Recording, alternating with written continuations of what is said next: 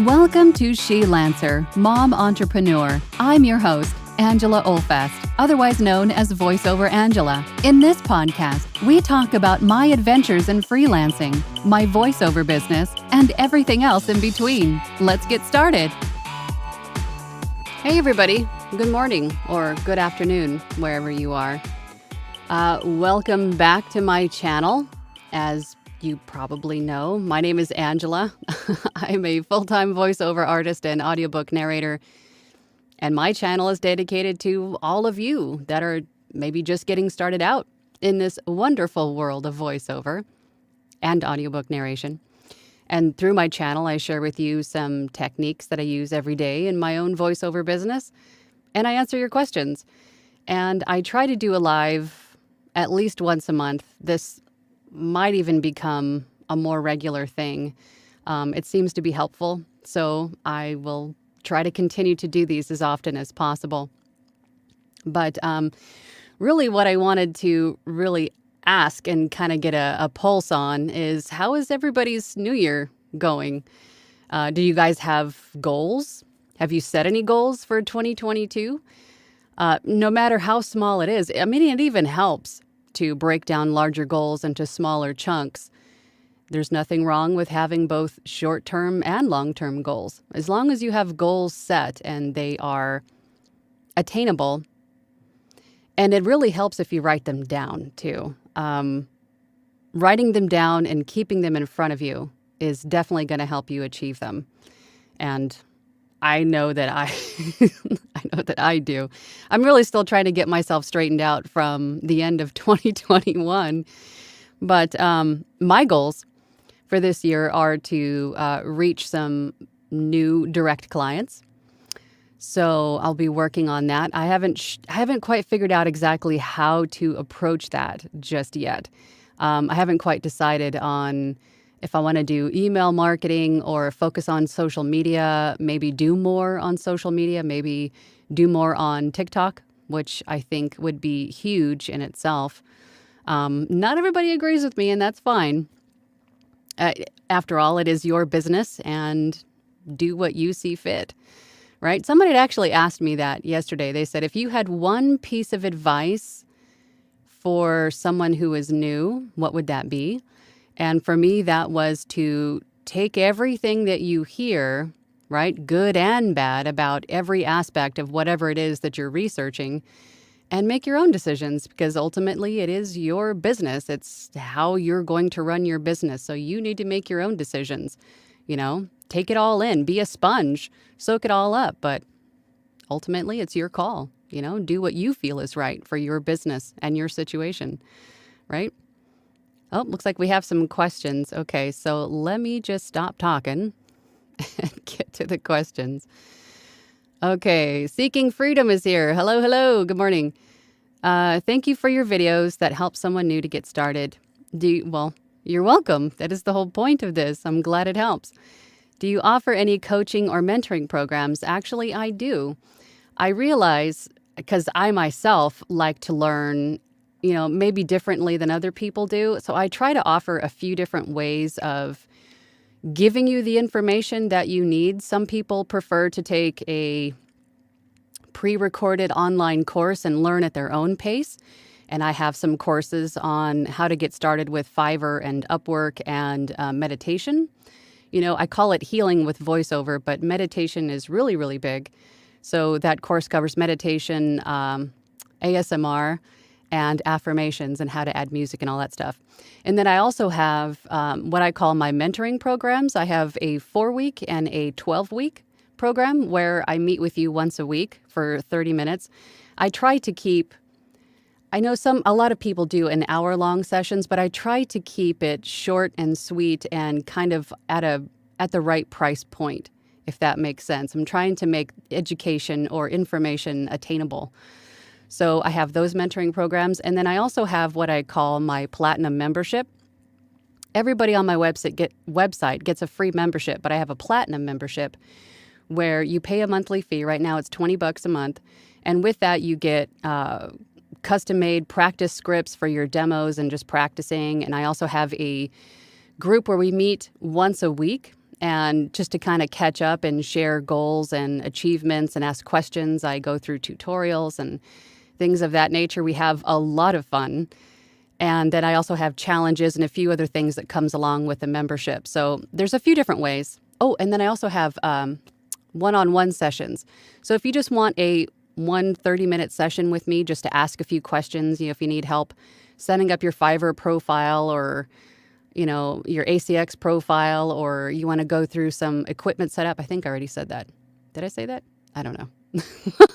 Or, questions about audiobooks, whatever it is, we can meet for 30 minutes as well. So I have those. So if you check out my website, voiceoverangela.com, you will find in the VO workshop is what I call my umbrella of educational services, I guess. Under that tab, you'll find all of those options. Long-winded answer. I apologize. I know. Patrick Sharp is here. Hello, hello. Hello and good afternoon. Well, good afternoon to you. It's still AM. It's still morning here in Phoenix. It's 10 o'clock in the morning. Joseph Mankowski says, hello, thanks for watching. He says, thank you for this, Angela. You're so very welcome. I'm so glad you could join us today. Jeff Talk says, hello, thank you for joining. Know of any other websites besides Upwork, ACX, and Fiverr when you think about increasing fees? You can, let me just start with saying, whatever you decide to charge for your rates, keep them consistent across platforms if you can. I know some of these voiceover websites where you can offer your services have predetermined rates, so you can't really have any control over what they charge. But on the sites that you can, make sure that your rates are consistent, because the last thing you want to do is have someone find you on two different sites and then call you out on two different pricing structures. That could be bad, and you could potentially lose that client. But there are literally 100 or more voiceover sites.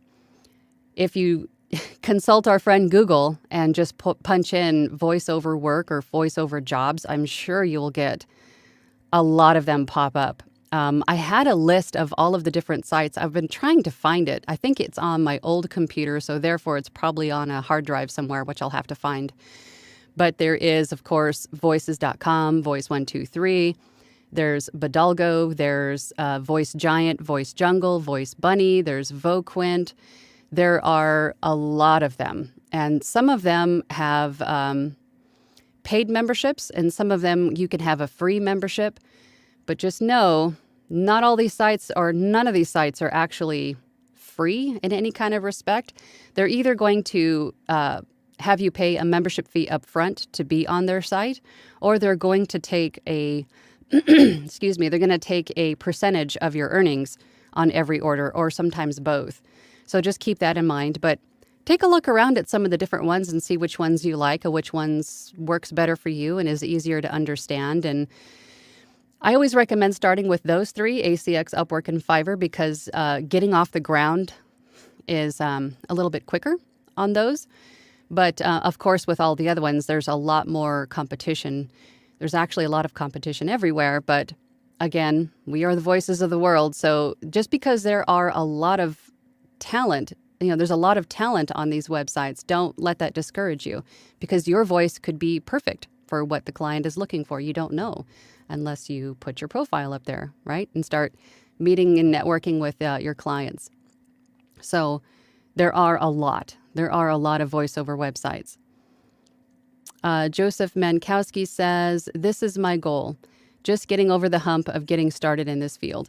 The very beginning is tough.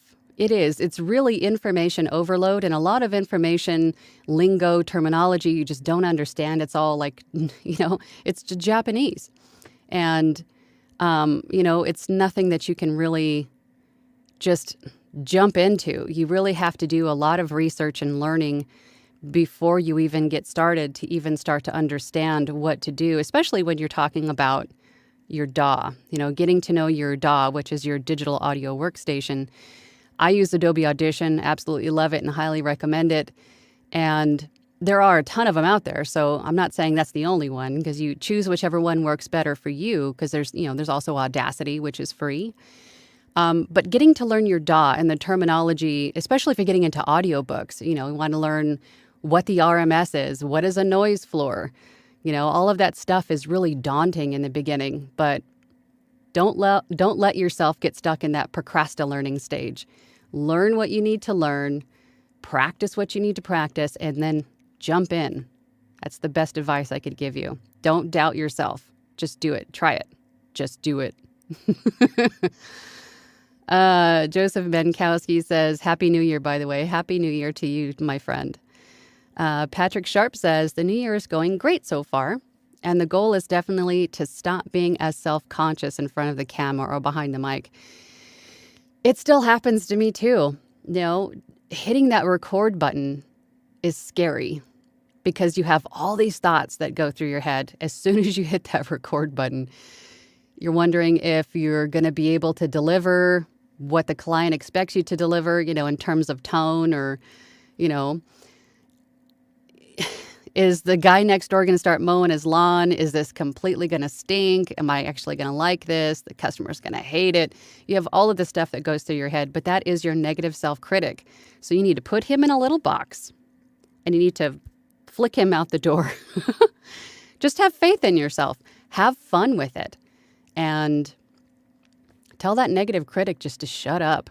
Because that still happens to me too. There's, anxiety. But it's normal.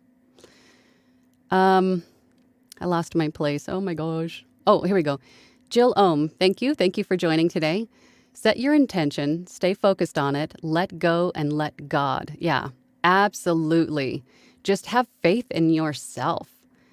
Trust in yourself that you know enough and you can understand and feel what needs to be delivered. You have a good understanding of what needs to be done, or even in building your studio or, building out a gig, whatever it is that you're working on, just have faith in yourself and follow your gut. Let your intuition lead you and just do what you feel is right. It's the best way that I can explain that. But yes, you're absolutely right, Jill. Thank you for that. Seeking Freedom says, is there a market for male voices in meditation? Absolutely. I would say it's a good 50-50 split from what I hear. If I know you've seen commercials for like Calm, if you're scrolling through Facebook, you'll see little ads for Calm or Headspace or what's the other one I'm thinking of?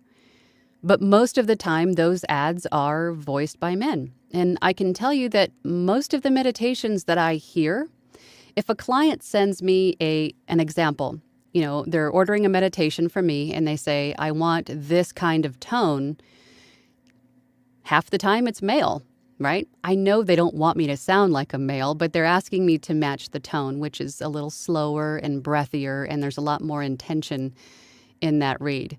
So absolutely. It's a good 50-50 split as far as from what I've seen. So if that is something you're interested in doing, definitely give it a try. Joy West is here. Hello, hello. Hello, Angela. Thank you for having this Q&A session. Well, thank you for joining. I appreciate that. I'm so glad to be here and to be able to help in any way that I can. My fibromyalgia journey says, or Denise Bowens, hello, good morning, or good afternoon, wherever you are. Hi, Angela. I have a portfolio question. Is it okay to add a completed project that I did with other VOs? Received a YouTube video from the CD. Thank you. Is it okay to add a completed project that I did with other VOs? Yes. I'm guessing you might be referring to Fiverr's portfolio. Is that what you're referring to? It doesn't matter where you did the work as long as you did the work and you have the permission from the rights holder or whoever owns that material now to use that as a demo piece. There's been a few clients that have said, no, please don't use this for your portfolio. But I incorporate that verbiage into all of my order delivery verbiage. Like I'll say, thank you for your order, and I would like to use a piece of this delivery for portfolio purposes, unless you tell me otherwise. And 9 times out of 10, the client will tell me, hey, thanks, this is great, I love it, stuff like that. And then they'll say, please do not use this, or yes, go ahead and use this. And then I also ask in that same verbiage for the delivery, I'll ask them if it's a video that I'm voicing, I'd like to see the finished product. And if I can also use that for portfolio purposes. Excuse me. And most of the time, that's just free advertising for the client, right? So most of the time, they say, yeah, go ahead and use it. So as long as you have permission to use it, you can use that anywhere you see fit, as far as I'm concerned. So there isn't really any kind of restriction, as long as you have the client's blessing, of course. Happy birthday, Polly. Thank you for joining today. What's your take on agent representation for voice work versus freelance? I'm considering the former, but am thinking of trying both with two names if I can't make enough sweet moolah with one.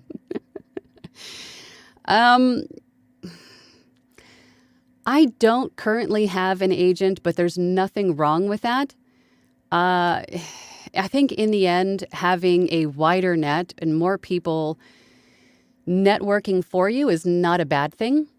Everyone's going to, no matter where you are, no matter where you are finding your work or how you are finding your work, everyone's going to want their piece anyway. So there's nothing wrong with having an agent or agents to help find work for you. I don't think there's anything wrong with that. I know there's a lot of voiceover artists that I know that I can think of off the top of my head that have agents or in the process of looking for agents. So there's nothing wrong with it. I would totally do it, but I just haven't yet. I don't know why I haven't. It's actually a good question. Maybe it'll be a new goal for 2022 is to get some representation. Put a thought in my head. Okay. Kirk is here. Hi, Kirk. Don't think you mentioned this earlier regarding mentoring. There is a mentor aspect to the Facebook group. Oh, that's right. Good morning, afternoon, by the way. Yes, I have a Facebook group, the VO Workshop, and I have a peer-to-peer mentoring program there. And our group is growing very quickly, and I'm very proud of everyone there. We've got about, I added a handful more this morning. There's about 300, a little over 300 of us now. And so I have a peer-to-peer mentorship program where if you want to mentor others, if you have some knowledge and experience and you want to share that, then you would sign up as a mentor. And if you want to be a mentee, then you would just reach out to one of those mentors and you can work together via chat, via Skype, Zoom, whatever it is that you want to do. Or if you just want to be available to answer questions for people just getting their foot in the door, so to speak, into this new industry that we all love. So you're right, Kirk. Thank you for reminding me. Our Facebook group does also have a peer-to-peer mentorship program as well. Chetan Rathod says, just do it. I'm sorry if I butchered your name. I'm horrible with names, so please accept my sincere apologies. But you're right. Just do it, right? Patrick Sharp says, my negative self-critic is a very loud guy. I know. Sometimes you really have to just punch them in the face. You really do. I find getting up and taking a walk and getting your head straight and focusing on something else, like something that makes you happy. Go to your happy place and just get in the right mindset and then come right back into your studio or your workspace and then try it again. I find that taking a quick little break and a walk usually helps get rid of that negative self-critic. But that guy is a jerk. For sure. Happy birthday, Polly says, any advice on sourcing content for a character voice reel when you don't have any quality work to showcase? That's a good question. I actually ran into this problem myself when I was first beginning. And I think what I did was I went through YouTube and I was trying to find different cartoons or animated characters that I thought I could give a new voice to. And then I made up my own dialogue. Because again, I'm one of those people that really likes to err on the side of caution. I don't want anyone to come after me with any kind of copyright issues or offend anyone or anything like that. So I made up my own dialogue for the most case. I think, oh my gosh, it just popped into my head. I think I found a few practice scripts. I think it was Edge Studio and someplace else that had character scripts. I used those as kind of a baseline, But I added my own verbiage. I created my own scripts, long story short, based on kind of how they were worded on the scripts that I did find for characters, and then just kind of made my own character voices. So I wasn't trying to sound like anyone in particular. I was just trying to really just show a range of what I could do. So I hope that helps, but get creative with it. Finding the images, visualizing the character, actually being able to see it on the screen really helps you kind of define a voice for a character. So that's what I did. I kind of just made my own, because I definitely don't want to make anybody mad at me. Patrick Sharp says, he's answering to Chetan, this is probably the best method, yes. Nike knew what they were talking about. Yeah. Oh, yeah. The just do it. For sure. Yeah. It's something that I say all the time too. Just do it. Right. Stop listening to that self-critic and doubting yourself and procrastinating or whatever it is that you're doing that's keeping you from moving forward, and just do it. Joy West says, I'm 57. Is there a market for females in that age group? I also have the ability to sound younger. And can I still get hired for a project? Yes. I am 45, so I'm pretty close to around the same age group as you. And I would say I get a lot of work. I don't know if I sound in that age group, but definitely having a range, sounding younger and then closer to your age is definitely going to be advantageous for you. Because you could still go into either of the categories if you're asked to define the age group you are in. For example, you could say that you are in the adult age group, or you could also try the middle-aged age group. But again, voice actors are the voice of the world, so we represent everyone. There is a need for every voice. So don't let your age hold you back from getting started in this. Absolutely not. I would give it a try. Ralph Tolles says, howdy, Angela. Suggestions for, looks like he was cut off, for CRM, free or pay for? That is a good question. I started with, I think in the very beginning, I started with VoiceOver View, which is a website where it's sort of a CRM, and I think it does a few other tracking things. I think it also has invoicing. I'm not entirely sure if that's accurate because this was a while ago, but VoiceOver View is a voiceover specific CRM website where you can kind of keep all of your information, income, expenses, keep track of clients and projects and things like that. It's not free from what I can remember. I think there might be a free trial version or a free, like a light version, but to get, of course, all of the, and correct me if I'm wrong, but there are also maybe a membership fee where you can get more of the features. I don't use that. I tried it out for a little while, but then I discovered Wix from my website, and then Wix has their own CRM, so I use that.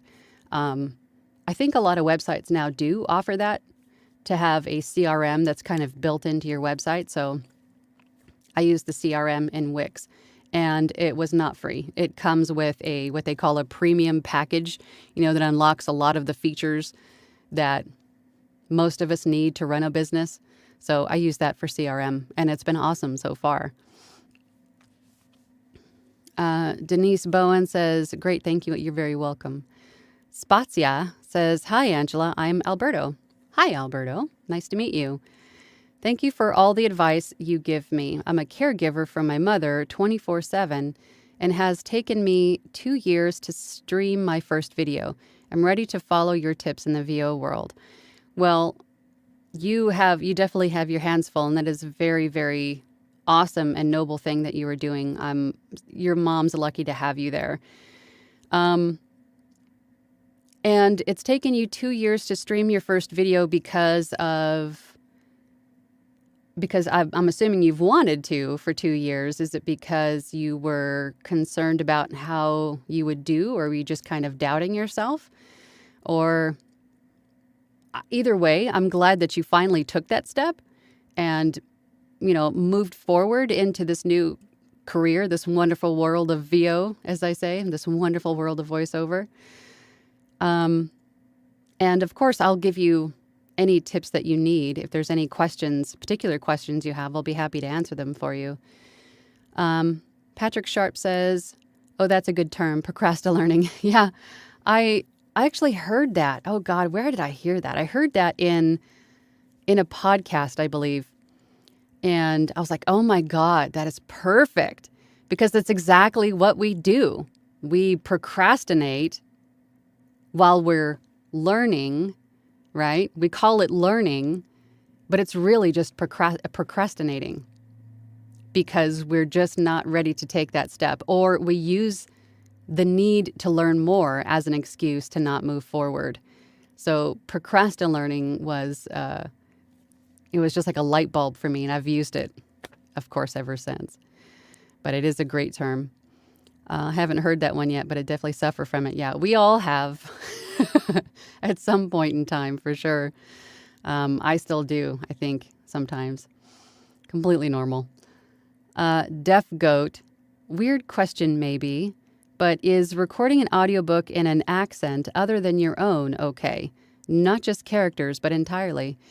It's not weird. There are audiobooks that I have been asked to narrate, just as an example, in a British accent or a New York accent, or what was another one? French or Latin accent, I think is what I was asked for. You definitely can, and you definitely, if you can, that will definitely broaden your ability to do more books, right? If you have more accents than just your normal one, then that's definitely going to allow you to win more jobs in audiobook narration. So if you have them, I would definitely, if you have the ability to do these accents, is what I'm saying, then I would definitely add those to your profile, especially like on ACX, for example, if you're filling out what kind of sample this is or your profile, and there's all of those different accents that you can kind of check off that you can do or that you have. Include all of those, because that will help more authors to find you if you can do those accents. So definitely not a weird question. It's definitely a good thing, and you should really use that to your advantage. Joy West says, thanks, Angela. I will try. Which voiceover website is best for beginners to get hired and has free or low-cost membership? For voiceover, I would say Fiverr is going to be, or even Upwork. Some people do better on Upwork and some people do better on Fiverr. It kind of seems to flip-flop between people. But both of those sites will take a percentage of your earnings. And so it's not like you're paying, well, I take that back. Upwork has a monthly membership fee where they give you what they call connects, which is their in-game currency, so to speak. So if you sign up for Upwork and you go with their monthly membership option, then you get more of those connects every month. And those connects are used to place bids on jobs. If you don't want to do the monthly membership and you just kind of want to do, pay as you go, so to speak, you can buy those connects individually as well or as a bundle to place bids on jobs.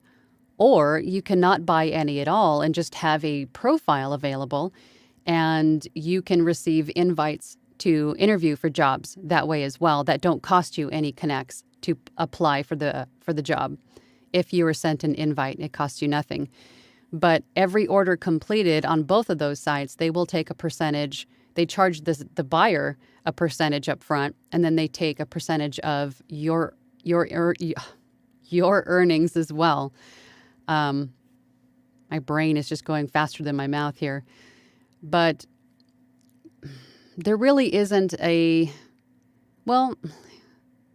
Voices.com and Voice123, I believe, have a free profile, but your chances of being seen by clients with a free profile are very slim, because the higher you are up in status of membership, like the more you pay for your membership, is the sooner you're going to see that job listed for bids. So being down at a non-paid membership level the clients are going to see you, and you're going to see the job and bid on that job last. So if the client is looking for 50 proposals, let's just say for an example, by the time you see it, that job, as a free membership level, there might be 70 proposals already submitted, or the job could be not even available anymore. So one way or the other, it's advantageous for you to have a paid membership to be seen sooner and to be able to react quicker to jobs that are posted. And that really applies to all of those membership or those sites with memberships. So, everyone's got to have their piece. Basically, it's the price of doing business, basically. But if you think about it, they do all the advertising to get people to their site to then in turn find you. So it's either you do the advertising yourself, or you allow the site that you're on to do it for you. Either way, they're going to take their piece. Where am I at? Okay. Deaf Goat says, thank you so much. You are so very welcome. If anybody else has any other questions, I don't see any more questions. I know there's a little bit of a delay, but just want to make sure that I caught them all here. Just skimming through. I want to make sure that I don't miss anybody.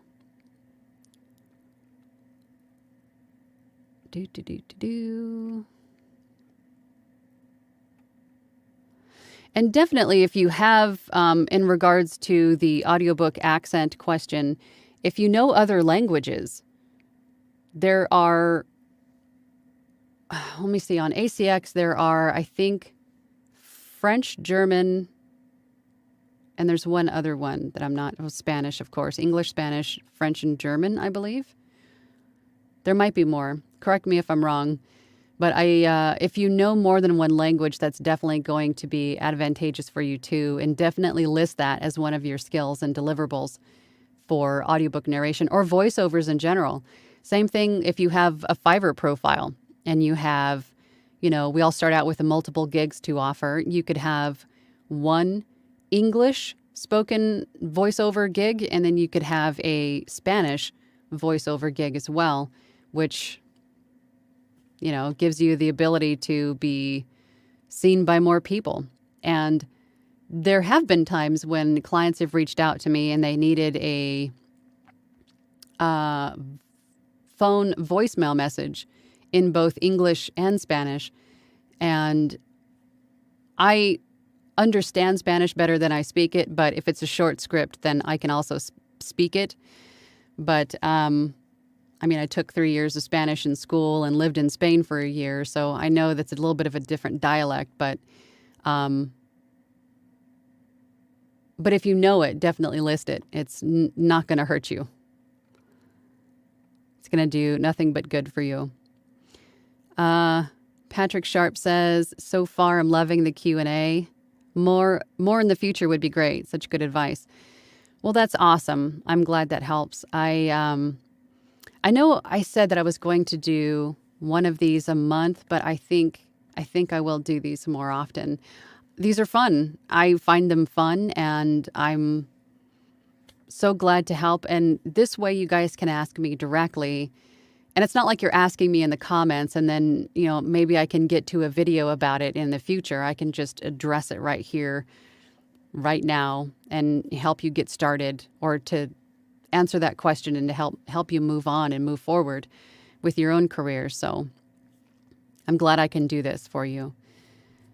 Joy West says that makes sense. Well, I hope so. Sometimes I ramble because my brain's always going 50 different directions because I'm okay, well, don't forget this, but then also mention this. And then, do I need to put my laundry in the dryer?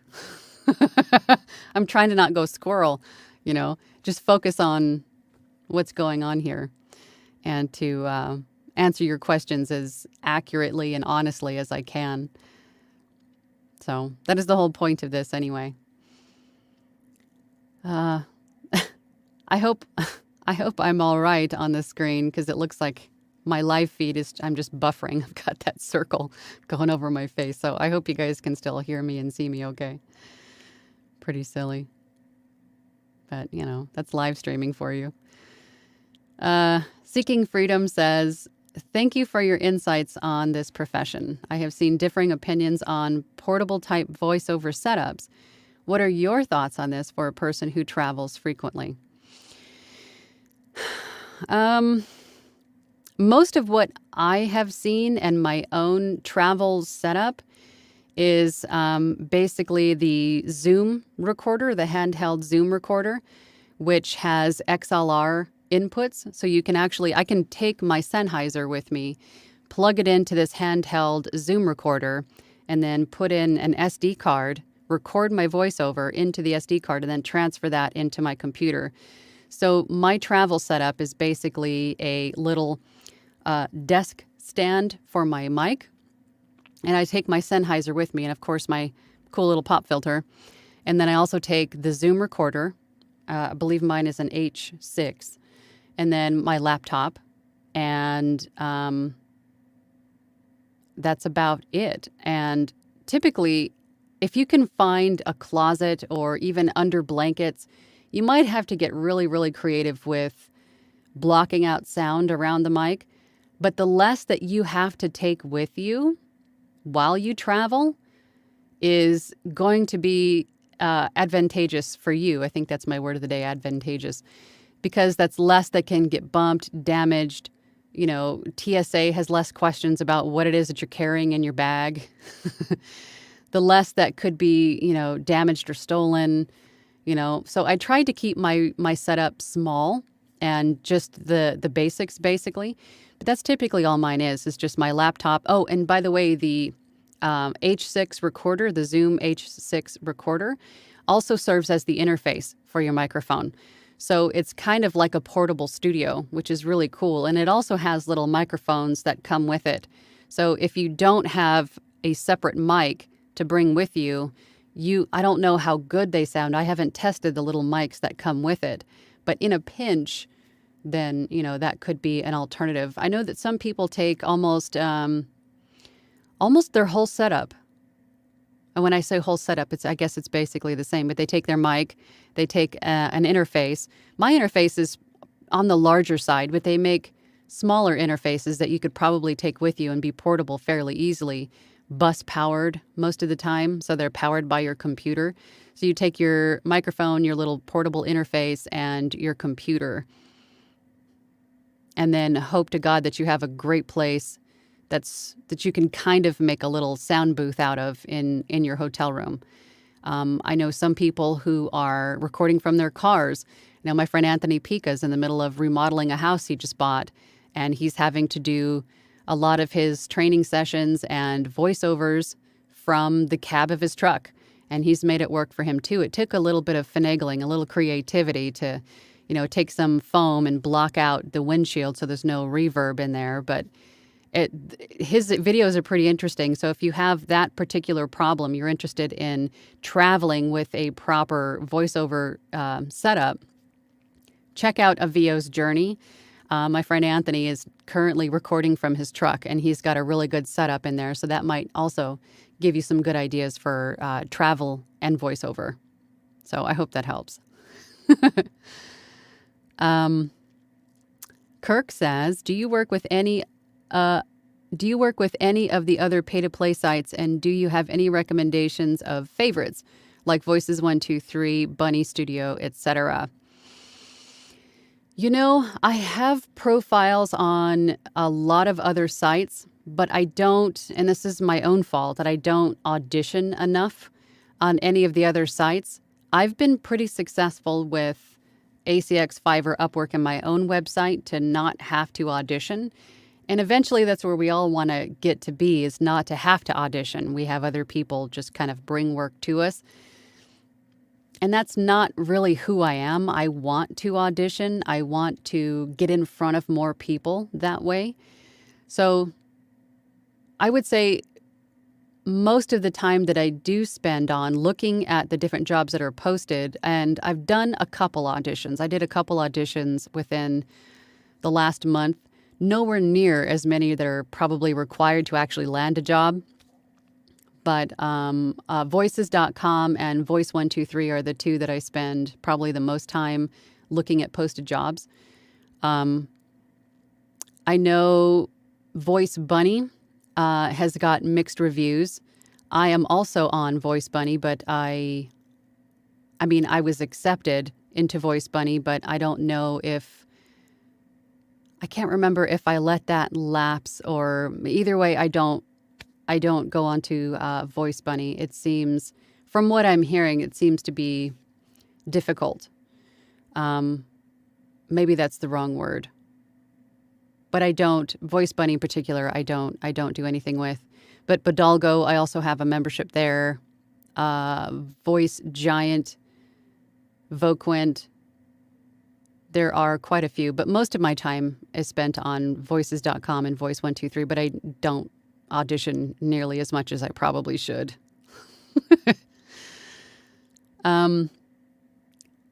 Alice Farinas, thank you for joining today. Thank you so much, Angela, for your insight and experience. Appreciate it very much. Oh, I like that sunflower. Well, thank you for watching, and thank you for participating. Flame Wingman, hello. I took Japanese in college, but I forgot almost all of it. Yeah, if you don't practice, it just goes right out the window. I don't really understand it, but I can read some of it. Well, I think when I have clients that give me jobs that have some languages in it that are not my own. For example, I have clients in Korea that send me little snippets of how to pronounce things in their own tongue so I can understand or at least emulate the word. I can repeat it back, basically, but they'll record themselves saying these words so then I can know how to pronounce them, basically. So if you have a client that is giving you something in Japanese because you say, maybe not fluent, but I know the basics for Japanese, and they give you a job in Japanese, you can ask them to, if there's particular words maybe that you need to hear to remind yourself what they sound like, then you can ask them to maybe record little voice notes and send those to you. So that will be a little bit of a refresher. And then there's also sites like, of course, YouTube. YouTube has been great for pronouncing different words in different languages and things of that nature. There's also Youglish, which I've mentioned before, which is a website. If you have a word, I think it's only limited to English and a few different accents in English. But, well, I guess that would make sense if it's Youglish, right? But if you have a word in English and don't know how to pronounce it, if you type it into Youglish and then hit search, I think is what the button says, it takes you exactly to the point in a YouTube video where that word is being said, so you understand how to pronounce that word. So just side note, Youglish is really cool. Should definitely check it out. But having a client record those words for you and then send them to you would be helpful in your situation. But if you can read some of it, that's really going to help. Saish, sorry if I butchered that. Thank you from Israel. Do you have any advice if, as a beginner on Fiverr, it takes time for orders to come? It does in the very beginning. It's tough on most of these sites. Even Upwork, Freelancer Guru, any of these freelancer sites that you go and set up a profile on, it usually takes a while for orders to come in. Fiverr in particular has what is called buyer's requests. That is under More, I believe, on the top right corner. Buyer's request is where other buyers on Fiverr can post their job and solicit for bids. So whatever category you are in on Fiverr, for example, for us, we would be under the voiceover category. So any jobs that are listed as needing to be filled by buyers will be put in the voiceover category in the buyer's requests and will be shown to you automatically. You have 10 bids every day. You have 10 opportunities to submit a response or bid on a job every single day. And I always tell people, if you are finding buyer's requests that don't really apply to you, for example, for myself, American female voice. If the buyer is looking for an American male voice or something completely different, I could still use one of my buyer's requests and send a bid to them and say, hey, I understand you're looking for an American male, but should you ever need an American female voice, I am here. Here's a link to my demos on SoundCloud, however you want to do it, and keep me in mind. That is a great way to market yourself and introduce yourself to other buyers on Fiverr who may need your services in the future. And this approach has paid off for many a Fiverr seller, especially in the voiceover category, because most often if someone's looking for a voiceover or maybe different types of voiceover multiple times, they're more than likely someone who's doing video production, e-learning production, something where they need voiceovers often. So there's a good chance that they could need what you can provide at some point in the future. So the buyer's requests are definitely going to be a great place for you to go and submit some bids to start marketing yourself through Fiverr. Because keep in mind, you cannot solicit other buyers or sellers on Fiverr through their inbox. You may be flagged as spam and get blocked and banned from Fiverr, so you definitely don't want to do it that way. Do not reach out to people through their inbox and ask them for favors, for help, for work. That could be bad for you on Fiverr. The only way to market yourself or introduce yourself is through buyer's requests on Fiverr. I hope that helps. Oh boy, I'll scroll up a little bit here. Joy West says, do you have videos on how I can turn my closet into a sound booth? I don't think I have any videos on that, but that's pretty much what I did here in my room. This is a 5x6 storage closet. So I basically just hung moving blankets and studio, like acoustic foam, all over every surface in here, because being so small, there's a high probability of reverb. When you're speaking, your voice bounces off all of these walls, including the ceiling and your desk surface, and then into your mic, which causes an echo. So for you, having a closet to start with is, a lot of times there's clothes already in the closet, which is also a good sound dampening material to have lots of clothes in your closet. But just as you're in there, if that's what you're choosing to use as a studio, take a look around in there and look for any flat surfaces, bare walls, or even don't ever forget your desk surface. If you have any shiny, hard, reflective surfaces in your recording space, make sure that you have something on them. A towel, a blanket. My desk surface has one of those gigantic gaming mouses on it, just to help reduce some reflection from my desk surface. So a closet is a great place to start. Just look around for other walls, even the ceiling, that could cause reflection or echo in your recording space. So, not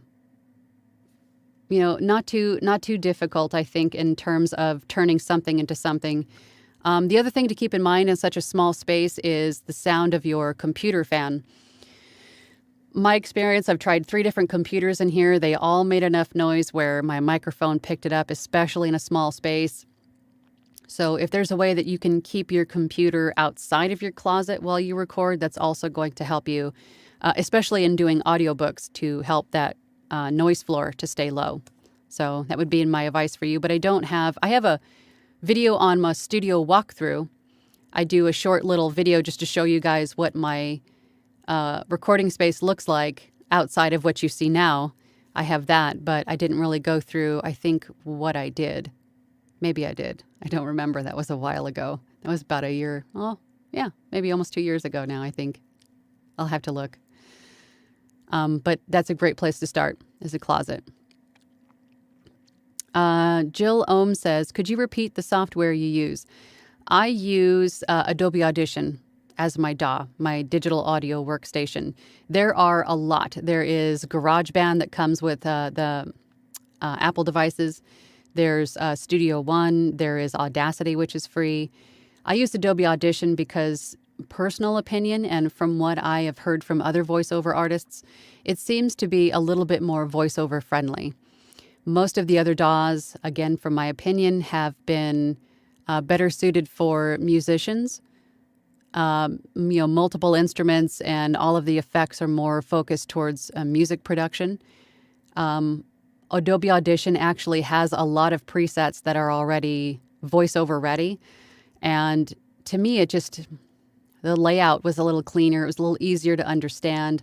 A lot of the tutorials on YouTube from the people that I watched as I was learning or procrastinating, as I was learning my DAW, they were also using Adobe Audition. So it took the translation between what they were trying to teach me to, me applying it on my end was seamless. Instead of having to try to convert what they're saying, how to do something into, trying to figure out how to make Audacity do that was difficult. I started with Audacity, but maybe for a few months, and then I went to Adobe Audition, and I'm very glad I made the switch. It's a great DAW. Jake Alden, hello. When I first posted my Fiverr profile, I got 5 jobs in the first 3 days. Wow. Then nothing for 2 weeks, even though I have all 5-star reviews. Is that typical to have? Yeah, it is very typical to have ups and downs. Fiverr, there is an ebb and flow to Fiverr. If you go onto Fiverr, like in an incognito window, and search voiceover, and then refresh the page, and then refresh it again, you'll find that a lot of the people in those spots on the page will switch places. Fiverr will move everybody around. They'll shuffle everybody around every so often, so everybody gets a fair shake. Some days I find myself on page 1, in the top 5 rows. Sometimes I find myself on page 6, at the bottom of the page. So there is definitely an ebb and flow, but so your algorithm for your gigs, based on your titles, your tags, your ratings, how well you treat your customers, what the behind the scenes survey that the customers get after you deliver an order, all of that makes a difference in how often you're pushed towards the front, but you're not always going to be on page 1, because the guy that's just started out that could be on page 8 needs his time in the sun, maybe on page 2 or page 1. So everybody's getting shuffled around quite a bit. So there's definitely an ebb and flow. There could be a good solid month where you're just raking it in, you're doing really, really great. And then the very next month you could be, making the bare minimum, or it could be complete crickets on your gigs. I've seen it both ways, but there's definitely a wave. You're up, you're down. So it's completely normal.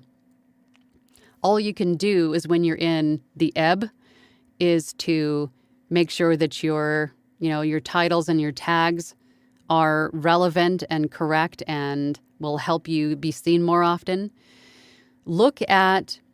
What I do is I look at who is on page 1 in the very first few rows of page 1, and see what their titles and tags are. And I try to update mine as I go. Make sure that your thumbnail is easy to read and it looks like it has something to do with voiceover, or it's clean, eye-catching. So usually in the ebb, I'm updating my gigs and refreshing and making sure that when I'm in the flow again, that I'm going to capture all the attention that I can, if that makes sense. So it's not you. It's definitely a Fiverr ebb and flow.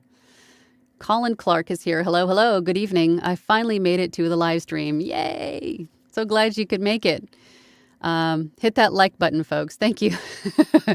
Yes. And I really appreciate that. Every time I have one of these, or even when I do my premieres or the videos that I post, you guys are amazing and leave some great comments and like and subscribe and all that fun stuff. So thank you so much. Thank you, Colin, very much for that. Patrick Sharp, oh boy, hang on, let me scroll down here. I'm losing some here. The Zoom H6 or H8, their newest offering, capsule mics, specifically the Shotgun SSH6 and the Stereo XY mic are very good sounding and pick up a lot of high frequency detail, but less proximity effect. That is really good to know. Like I mentioned, I've never used the mics that came with the Zoom. I've always used my Sennheiser with it. Does it come with the shotgun mic, or do you have to buy that separately? Because I know it comes with a couple of different mics. Mine did anyway. The H6, I think. Mine was either an H5 or an H6. I don't remember which. Definitely would like to know the answer to that. It'd be interesting. Jake Alden says, thanks at Patrick Sharp.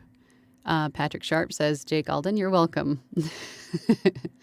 You guys are so helpful and awesome. I love how supportive and nurturing and welcoming the voiceover group is. We're all just friends, just trying to make it work. Joseph Mankowski says, back to the portable studio question. What do you think about things like Portabooth? I'm thinking that you're referring to like the shield that goes around the back end of the mic.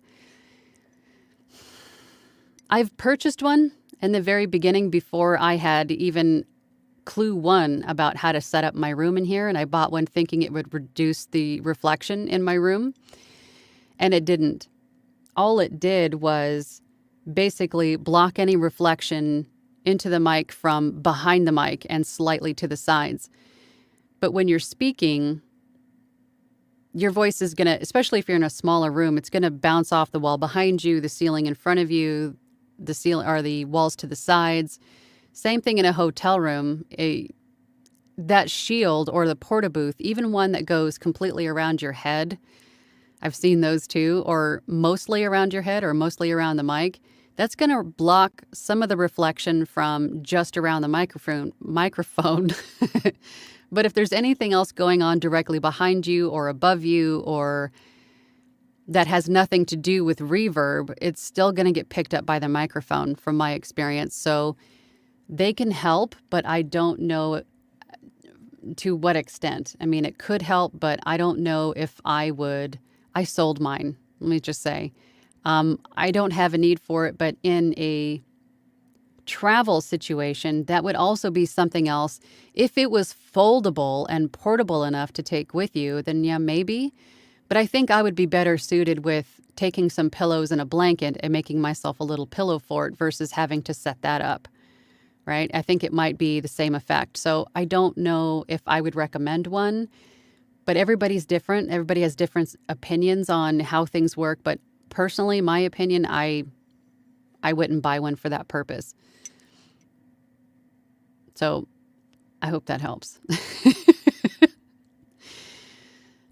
Seeking Freedom says, if you had to start over as a newbie again, would you start with a mentor or coach or power through the learning curve on your own? I am a very independent, headstrong, and self-sufficient person.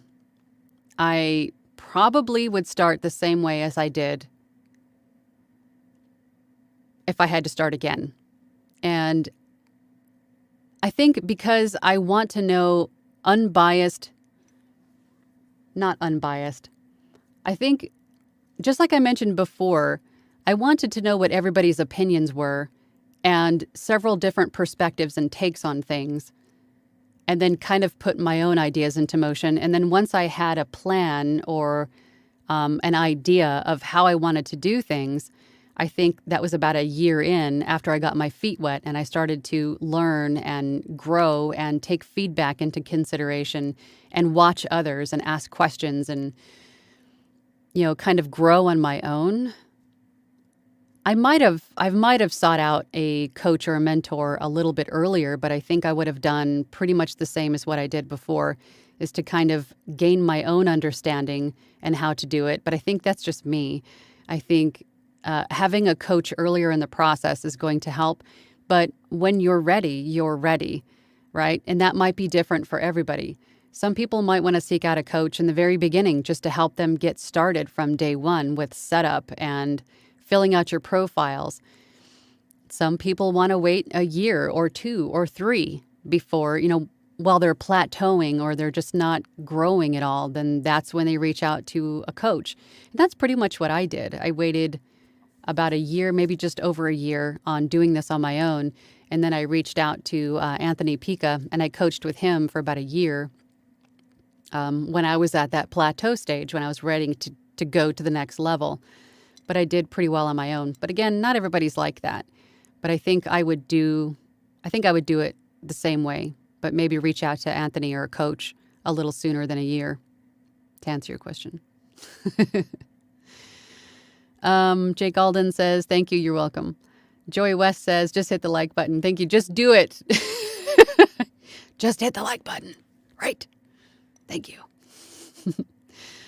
Flame Wingman says, what's your favorite sound effect to make? For me, it's scaring people with the predators. Oh, I'm not really asked to make sound effects. I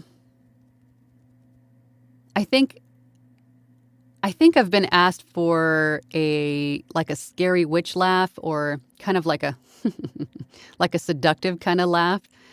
But I was screaming for help on a deserted island once too, but I wouldn't say that there is one particular, maybe for video games when you're doing the running, grunting sounds, I do those a lot too for video games, obviously, but there's not one particular sound to make that really stands out. Maybe the laugh. That's a good question. I've never thought of that before, but I guess the laugh. I guess like an evil, villainous kind of a laugh, I think would be one of my favorites. But when you're saying the predators, is it the Alien, the movie Predator? When he does that kind of that, I can't even do it, but almost like a snarl. Is that what you're talking about? That would be cool to hear if you could do that.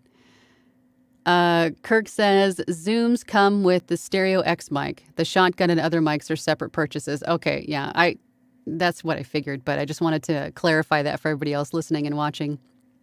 Thank you for giving that information, Kirk. You're awesome.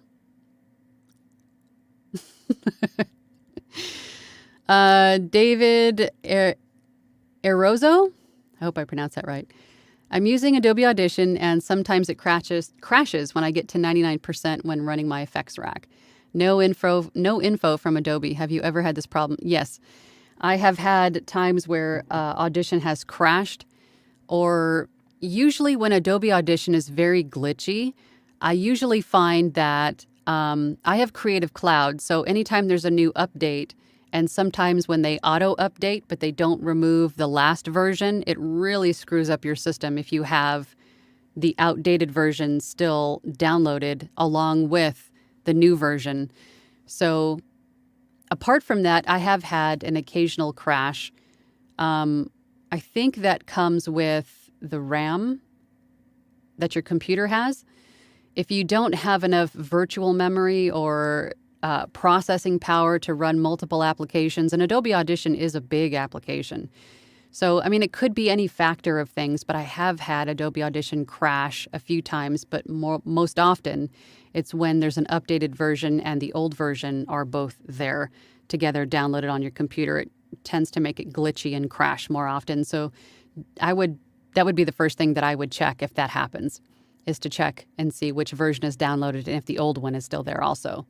I hope that helps. Patrick Sharp says, I believe the H series of devices by Zoom currently only come with the Stereo XY mic without being part of a bundle. Obviously, your Sennheiser is a much better option, but also much more expensive. It is definitely an investment. Buying new gear is addicting, but it can definitely get expensive. And I'm very happy with the Sennheiser. I've had it for maybe about a year and a half now, and I don't intend on buying a new, well, I say that, but I do want the Neumann U87 or a U89. But those are when we're talking about investments, right?